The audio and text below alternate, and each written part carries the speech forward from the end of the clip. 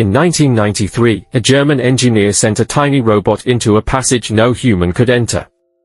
Its name was Upua 2. Its destination was a narrow shaft rising from the Queen's Chamber inside the Great Pyramid of Giza. After crawling roughly 65 meters through darkness, the robot's camera found something unexpected, a limestone slab blocking the way, fitted with two small copper pieces. It looked like a miniature door. But this was not a forbidden discovery erased by the authorities. Engineer Rudolf Gantenbrink was denied immediate permission to continue, and later reports exaggerated that into a lifetime ban. The real story is more intriguing. In 2002, another robot drilled a small hole through the slab and pushed a camera beyond it. Behind the first barrier was a tiny cavity, and another stone blocking the shaft. In 2011, the Jedi robot photographed markings and the reverse side of the copper fittings. The second barrier still guards whatever lies farther on. So what was this shaft built for? Airflow? Unlikely. Unlike the shafts from the King's Chamber, the Queen's Chamber shafts never reached the outside. A symbolic route for the King's spirit toward the stars? Possibly. A construction feature? Perhaps. No explanation has been proved. And that is only one puzzle inside a monument built about 4,500 years ago. The Great Pyramid is generally identified as the tomb complex of Pharaoh Khufu. No mummy was found inside, but that does not mean it was never a tomb.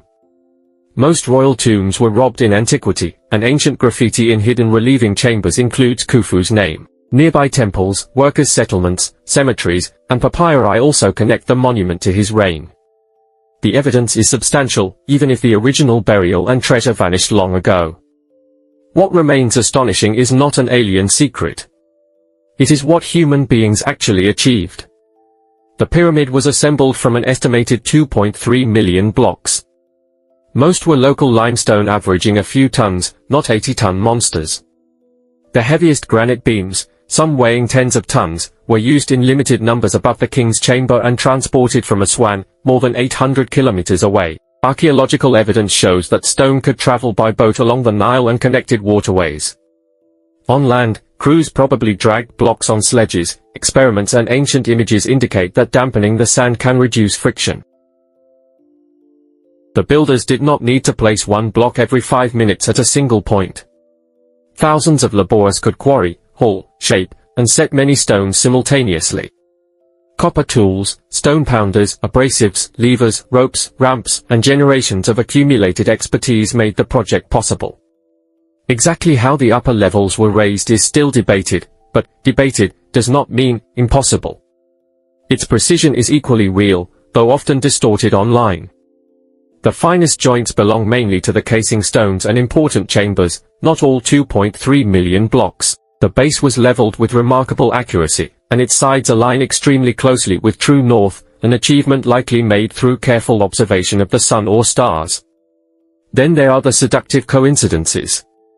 The pyramid's latitude resembles the digits in the modern value of the speed of light. But that match depends on decimal degrees, the meter, and a particular point chosen within a monument hundreds of meters wide, systems the Egyptians did not use. The pyramid's proportions also approximate pi, while claims of a deliberate golden ratio depend on which reconstructed measurements are selected. These patterns are fascinating, but they are not proof of lost physics. The Great Pyramid's faces are also slightly concave, creating an 8-sided effect visible under certain lighting. That feature is genuine. Its purpose, however, may have been structural or connected to the casing layout, not a signal meant to be seen from aircraft. And what about the famous claim that the 3 Giza pyramids mirror Orion's belt? It is an evocative idea, but the match is imperfect and remains controversial. Ancient Egyptians did associate Orion with Osiris, yet no surviving text says the Giza complex was designed as an exact terrestrial map of those stars. Strip away the viral myths, and the mystery does not disappear. It becomes sharper. How were the work crews organized with such precision? Which ramp system reached the highest courses?